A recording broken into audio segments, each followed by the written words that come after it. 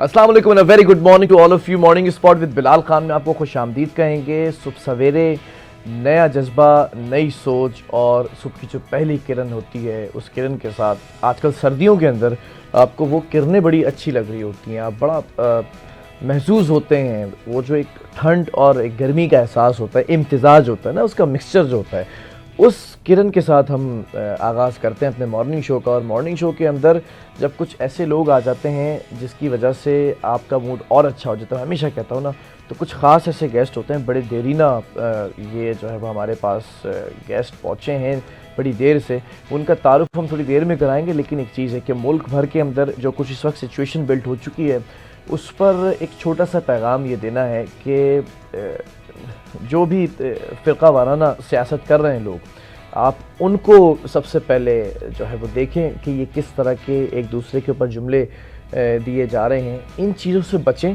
दुनिया कहाँ से कहाँ पहुँच गई है, दुनिया दूसरे अगर मुल्कों की बात करें तो वहाँ पर किस तरह से मामलात हो रहे हैं, और ख़ास तौर पे अगर गल्फ़ कंट्रीज़ की बात करें तो उस वक्त वहाँ पर अगर देखा जाए तो इस वक्त अशद ज़रूरत है आप दोनों को एक होकर खड़े होने की। और आप दो नहीं हैं, आप एक ही हैं। एक ही होकर खड़े हों तो शायद बहुत सारी चीज़ें आसान हो जाएं। कराची के अंदर स्पेशली हमने देखा कि 12-13 मकामात के ऊपर धरने दिए गए।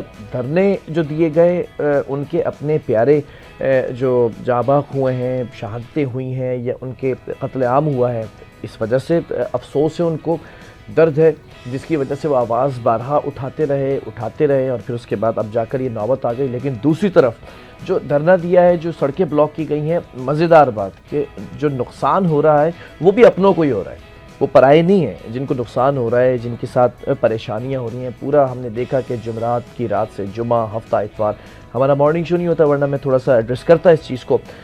लेकिन जो कुछ होता रहा, बड़े मुश्किल मसाइल हालात थे, और इन मसाइल के अंदर हमने देखा कि बहुत नरमी के साथ बरता गया तमाम लोगों से। बस खुदारा गुजारिश ये है हुकूमती सतह पर भी और अवामी सतह पर भी, अगर ये इस वक्त मुज़ाकरात की तरफ आ रहे हैं तो बैठें, बातचीत करें और कोई हल निकालें इसका।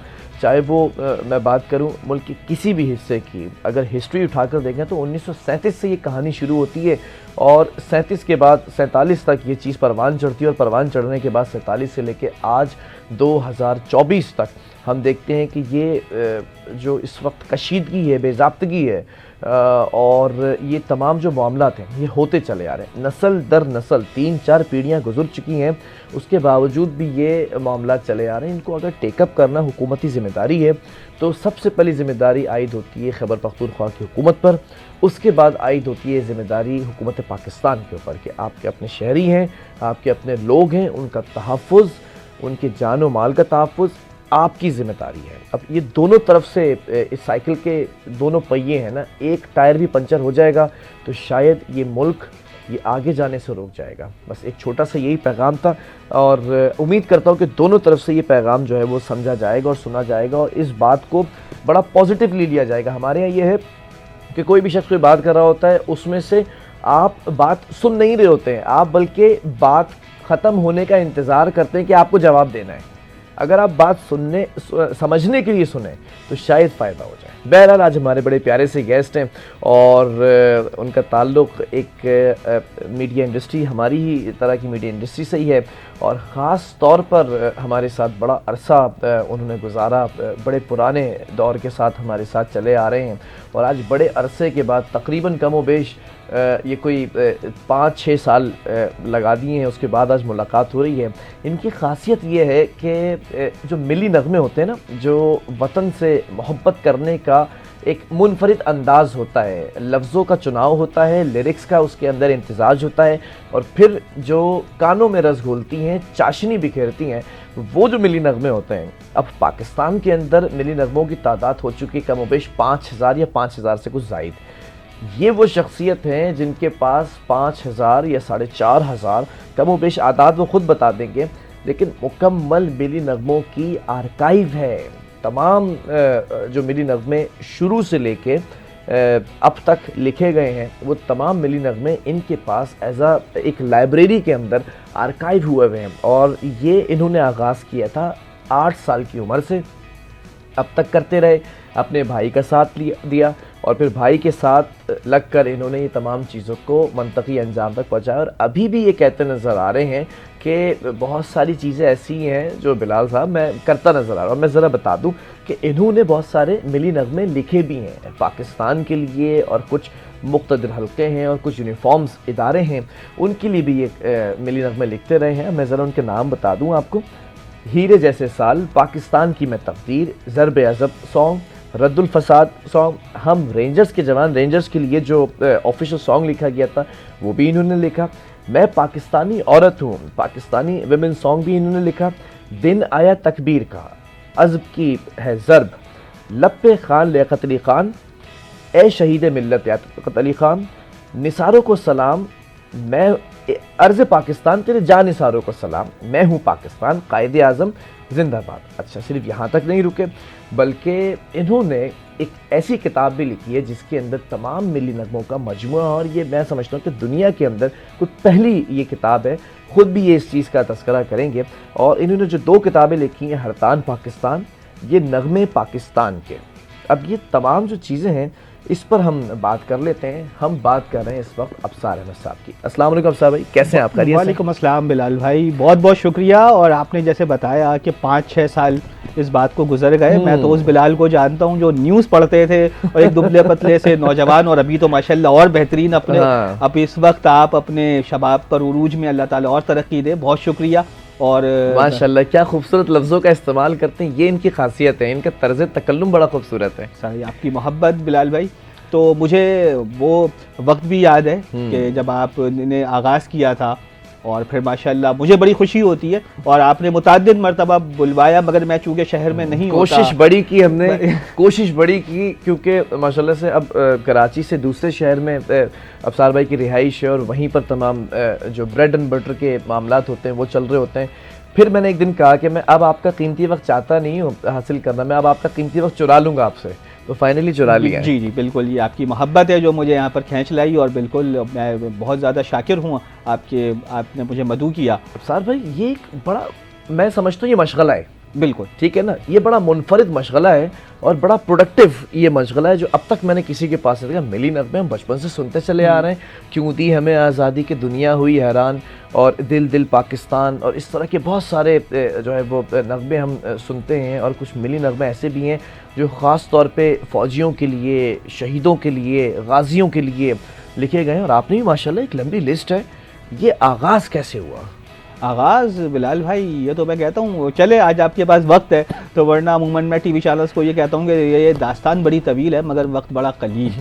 اس کو کوزے میں بند کر کے بتائیں. بالکل. تو یہ ایک چیز ہے کہ بچپن سے ایک شوق تھا ملی نغمے. مجھے اب اللہ تعالیٰ نے کسی کا انتخاب کرنا ہوتا ہے، بے شک، اور پاکستان کی سرزمین بلال بھائی یہ میرا ایمان ہے کہ اگر آپ اس کے لیے سرو کریں گے اللہ تعالیٰ آپ کو اس کا ریٹرن دے گا. اچھا. اور دوسری بات یہ ہے اس کے لیے اللہ تعالیٰ منتخب کرواتا ہے. تو میں 3 سال کا تھا، ملی نغمے دل دل پاکستان میں نے سنا، جو ایک سافٹ ڈرنک کمپنی کا ایڈ آیا تھا، اس نے مجھے سمجھیں کہ جکڑ لیا اپنے شہر میں. اس کے بعد ریڈیو پاکستان سے جو نغمے آتے تھے وہ خود ہی دل پہ لگتے تھے. ابھی ان کے مجھے معنی و مطالب نہیں پتہ، ٹھیک ہے، مگر پھر بھی وہ پاکستانی نغمے، پاکستان کے نغمے خود بخود مجھے اپنی جانب کھینچتے تھے. مطلب آپ اٹریکٹ ہوتے تھے، محظوظ ہوتے تھے، جذبہ.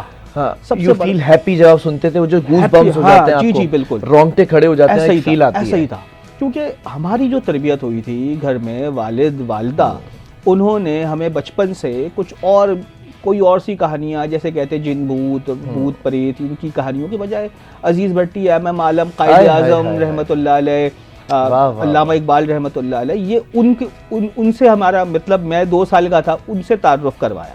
تو یہ ایک میسج بھی آج کے بچوں کے لیے اور آج کے والدین کے لیے کہ تربیت کے اندر یہ عنصر بھی اگر ڈالیں تو بچہ جو ہے وہ محب وطن ہی نکلے گا، غدار وطن نہیں ہو سکتا کبھی.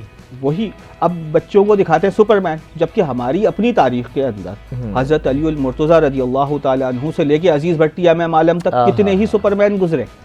تو یہ چیز بچپن سے اس وجہ سے جو ایک جذبہ تھا وہ خود بخود شعور کے اندر داخل ہو گیا. پہلے وہ لاشعور میں گیا, پھر جیسے جیسے عمر بڑھتی رہی تو وہ شعوری سطح پر اجاگر ہوتا رہا. تو بس وہ بچپن سے ملی نغموں کا ایک جوش تھا, وہ خود ہی وہ ابھرنے لگا. تو غالباً 8 سال کی عمر میں 8 سال کی عمر میں میں نے جمع کرنے شروع کی. پہلی کیسٹ امی کے ساتھ جا کے لی. اچھا. تو پھر میں نے یکجا کرنا شروع کیا. ابتدا میں نے سوچا کہ پہلے 8 سال کی عمر میں ہم صرف 54 اور 98 جمع کیا کرتے تھے اور یہ ملی نغمے جمع کرتے تھے. میں تو یہ بتاؤں نا کہ میں روزانہ جو پاکٹ منی ملتی تھی تو وہ میں جمع کرتا تھا. جب اس کے 15 روپے ہو جاتے تھے, ٹھیک ہے, 15 روپے یعنی 5 روپے صبح ملتے تھے, 5 روپے شام, چونکہ میں بڑا تھا گھر میں, ٹھیک ہے, تو اس کا فائدہ اٹھاتے تھے. اس کا فائدہ یہ ہوتا تھا کہ مجھے 5 روپے صبح بھی ملتے تھے اور شام میں بھی ملتے تھے. تو وہ میں جب 15 روپے ہو جاتے تو میں جاتا. اب اللہ تعالیٰ دیکھیں کس طرح کرواتا ہے کہ کیسٹ ملتی ہے 30 روپے کی, اس وقت 25 روپے کی ملتی تھی. ٹھیک ہے. اب میں یہ کرتا تھا جو پرانے جہاں سامان ملتا ہے نا وہاں سے 5 روپے کی کیسٹ مل جاتی تھی. 5 روپے کی کیسٹ لی, 10 روپے کی فل ڈبنگ کروا دی میوزک سینٹر سے, اور خود ہی انلے کارڈ ہاتھ سے بناتا تھا. تو اس طرح جب میں نے ہم لوگ اس وقت دستگیر سوسائٹی میں رہائش پذیر تھے, وہاں پر ایک میوزک شاپ تھی. تو وہااں پر ایک ریک کے اندر ساری ملی نغموں کی کیسٹس تھی, وہ سجی ہوئی تھی. ٹھیک ہے. وہ ساری میں نے اس سے ریکارڈ کروا لی. اب میں سوچتا تھا کہ پھر میں نے لسٹ بنائی, یہ سوچنے لگا کون کون سے ملی نغمے نہیں ہیں. ٹھیک ہے. اچھا میں نے دیکھا جو مطلب یہ آپ کو اشتیاق ہو چکا تھا, یہ شوق پیدا ہو چکا تھا, اب آپ نے کہا کہ اب میں سارے ملی نغمے جمع کرنا شروع کروں گا. میں اب ہوتا کیا تھا, مگر جب میں ریڈیو پاکستان سنتا, پاکستان ٹیلی ویژن دیکھتا, میں کہتا تو ابھی تو کچھ بھی نہیں ہے میرے پاس. اور جب ایک وقت ایسا آیا بلال بھائی جب میرے پاس 500 تعداد ہو گئی, میں نے کہا, میں کسی کو بتاتا تھا 500 ملی نغمات میرے پاس ہیں, یعنی کہتے تھے کیا اتنے ہیں, میں نے کہا کچھ بھی نہیں ہے. ایسا لوگ یہ پوچھتے تھے کہ کیا 500 کی تعداد ہے بھی پاکستان کے اندر؟ سب کے سب حیران ہوتے تھے. میں کہتا تھا ابھی تو کچھ بھی نہیں ہے. بس پھر اللہ تعالیٰ نے سمجھے جب یہ سفر کا آغاز کروایا تو الحمدللہ میں پھر اس میں بڑھتا رہا. بلکہ مجھے یاد ہے میں جیو ٹیلی ویژن کے اندر جب میں بطور وہاں پر ریسرچر وہاں پر جب میں نے جوائن کیا تو میری عمر اس وقت تھی 18 سال. ٹھیک ہے. تو جب مجھے جیو ٹیلی ویژن کا جو میرے ادارے کا کارڈ مجھے ملا نا, مجھے سب سے زیادہ پتہ ہے کس چیز کی خوشی تھی, اب میں مقتدر حلقوں میں جا سکتا ہوں اس کارڈ کے ذریعے ملی نغمے لینے کے لیے. ٹھیک ہے. آپ اس ایک نجی ٹی وی چینل کے ریپرزنٹیٹیو کے طور پر وہاں جا کے اپنا وہ جو مشغلہ ہے, وہ جو شوق ہے وہ پورا کریں گے. اب اتفاق یہ ہے کہ ISPR میں چلا گیا. اچھا وہاں پہ پتہ چلا کہ کرنل ادریس صاحب ہوتے تھے اس وقت. ٹھیک ہے. وہ سمجھے شاید کوئی میڈیا کا کوئی فرد ہے, ٹھیک ہے, ان سے کہیں ویٹ کرے. تو ایک حوالدار صاحب آئے, انہوں نے کہا بھی سر جو ہے اس وقت بزی ہے میٹنگ میں, انتظار فرمائیں. ہاں, تو وہ کہا کہ شاید کوئی کہنے کے نہیں, ہم نے آپ کو بریفنگ بھجوا دی ہے. میں نے کہا نہیں مجھے ان سے ملنا ہے. تو کہنے لگی اچھا کس سلسلے میں. تو میں نے کہا مجھے اچھا خیر انہوں نے مجھے اندر پہنچا دیا. میں نے کہا سر مجھے ملی نغمے چاہیے جو آپ لوگوں نے تیار کیے. اب وہ کہتے تھے کہ یہ کیسے ہو سکتا ہے, مطلب وہ حیران ہو رہے کس لیے چاہیے, ہم نے تو آپ کے ٹی وی چینلز کو بھجوا دیتے. ٹھیک ہے. میں نے کہا سر میرا ذاتی شوق ہے, اور میں بچپن سے جب یہ ملی نغمے آپ کے ٹی وی پر آتے تھے میں ریکارڈ کرتا تھا, مگر وہ ریکارڈنگ اتنی شفاف نہیں ہوتی. ظاہر ہے میرے والد کا جو میرے والد صحافی تھے تو ان کے پاس ایک چھوٹا سا ٹیپ ریکارڈر تھا, میں اس کے ذریعے کرتا تھا, مگر بیرونی آوازیں آتی تھی. مجھے شفاف کوالٹی میں مجھے چاہیے.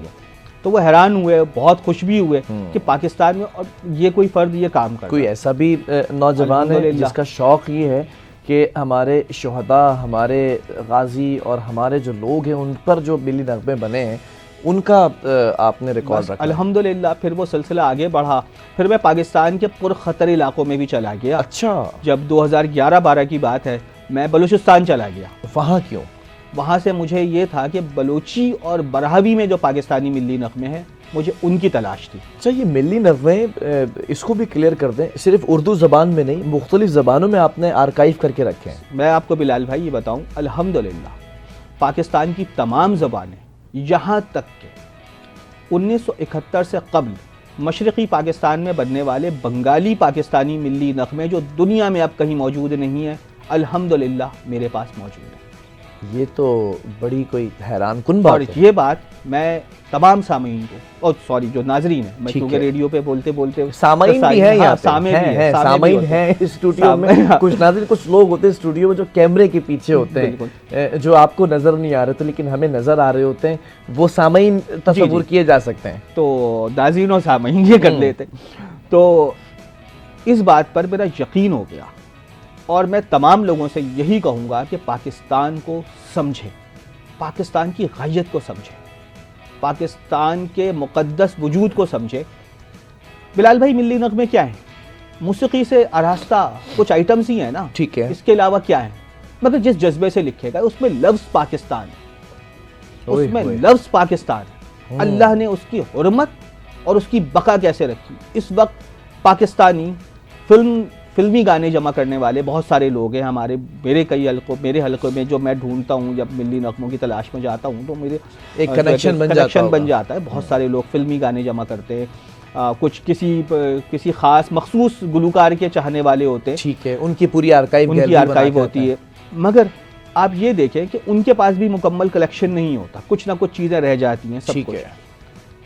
اب وجہ کیا ہے؟ آرکائیو کا کوئی ادارہ ہے نہیں.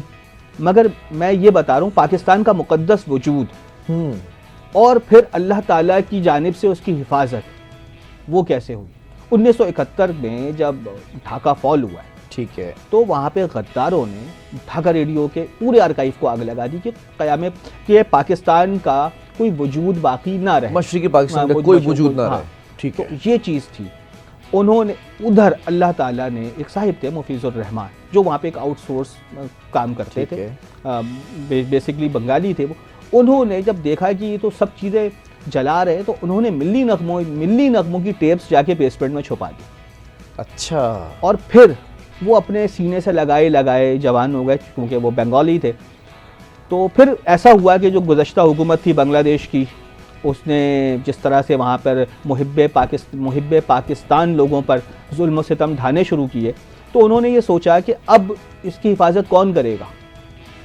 انہوں نے پھر انٹرنیٹ کے ذریعے انہوں نے میرا رابطہ دیکھا اور انہوں نے وہ ٹیپس مجھ تک پہنچا دی. اچھا. الحمدللہ خود پہنچائیں آپ سے رابطہ. الحمدللہ.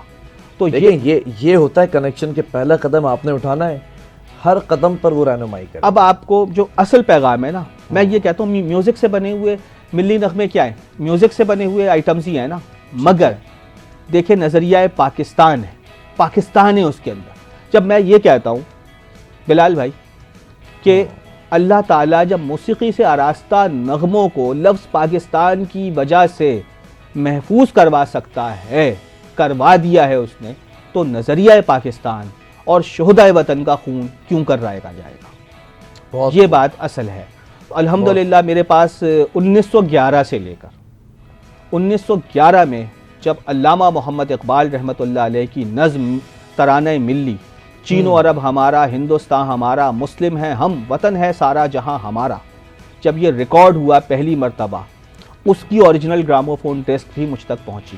بس کیا بات. اور اس کے بعد قیام پاکستان سے قبل جو تحریک پاکستان کے ملی نغمے تھے، ملت کا پاسباں ہے محمد علی جناح، یہ تو ہم نے ابھی سنا. مگر 1945 میں منور سلطانہ اور ساتھیوں نے اس کو قوالی کی انگ میں سے گایا تھا. اچھا. آل انڈیا مسلم لیگ نے اس کی گراموفون ڈسک جاری کی تھی، وہ نغمہ میرے پاس ہے. پھر مشرقی پاکستان کے ایک فنکار جو اس وقت بنگلہ دیش کی مشہور و مقبول فنکارہ ہیں فردوسی بیگم، ان کے والد عباس الدین احمد، کیا جذبہ ہے ان کا. کیا بات ہے بھائی تھوڑی تشنگی تو رہ جانی چاہیے نا. سب کچھ اگر ابصار بھائی ابھی بتا دیں گے تو وہ پیاس جو ہے وہ بجھ جائے گی نا. چھوٹے سے کمرشل بریک کی طرف جا رہے ہیں، جب تک آپ نے چھوٹے موٹے ایڈز دیکھنے، کمرشلز دیکھنے، کیونکہ ہمارا گھر بھی نظام بھی اسی سے چلتا ہے. جلدی سے واپس آتا ہے، دل تو نہیں چاہ رہا کہ گفتگو کے اندر خلل ڈالا جائے، اور لیکن تھوڑا سا توقف آپ کو رکھنا پڑے گا، تھوڑا سا انتظار کرنا پڑے گا ویورز کو بھی. ایک چھوٹے سے بریک کے بعد واپس آ رہے ہیں. پھر یہ جو پاکستان بننے سے پہلے کے جو ہسٹری ہے، اور پاکستان بننے کے بعد، اور پھر 71 کے بعد، پھر اس کے بعد اب کہاں تک پہنچے ہیں ابصار بھائی؟ کون کون سے ملی نغمے ایسے ہیں جو ایک تاریخی اہمیت رکھتے ہیں؟ کون کون سے ملی نغمے ایسے ہیں جو کسی واقعے کے اوپر لکھے گئے ہیں؟ وہ تمام چیزیں آپ کو بتائیں گے ایک چھوٹے سے بریک کے بعد.